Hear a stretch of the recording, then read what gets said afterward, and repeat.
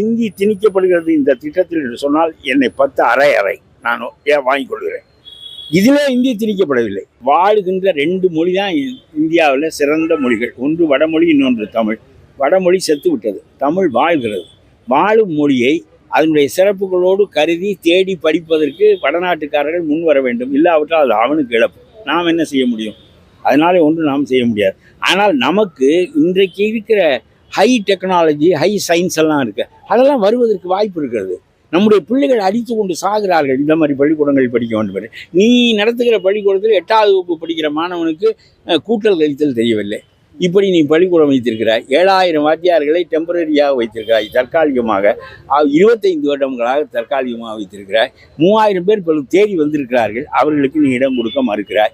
ஆக உன்னிடம் இதற்கு பணமும் இல்லை, ஒன்றும் இல்லை. ஒரு தரமாக நீ நடத்தப் போவதும் இல்லை. தரமாக நடக்கின்ற கல்விக்கூடத்தை நாம் பெற்றுக்கொண்டு நம்முடைய பிள்ளைகளுக்கு பயன்படுத்தி விட்டு போகிறோம். இதில் என்ன தடை என்று கேட்டு பொய் மட்டும் சொல்லாதீர்கள். 12 தோழமை கட்சிகளும் அந்த மேடையில் ஏறி இருக்கின்றன. இந்தியா திணிக்கப்படுகிறது, இந்தி திணிக்கப்படுகிறது இந்த திட்டத்தில் என்று சொன்னால் என்னை 10 அறை நான் வாங்கிக் கொள்கிறேன்.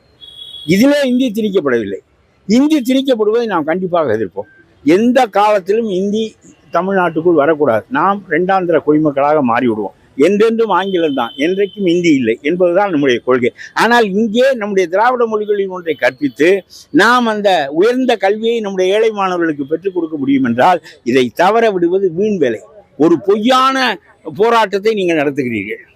இதற்கு உங்களுடைய கூட்டணி கட்சிகள் துணை போகின்றன. தமிழ்நாட்டில் சரியாக சிந்தித்து பேசுகின்ற ஆட்கள் குறைந்து போய்விட்டார்கள். ஆக சேர்ந்த கட்சிகளோடு சேர்ந்து மாரடிப்பது என்கின்ற பழக்கம் நல்ல பழக்கம் இல்லை.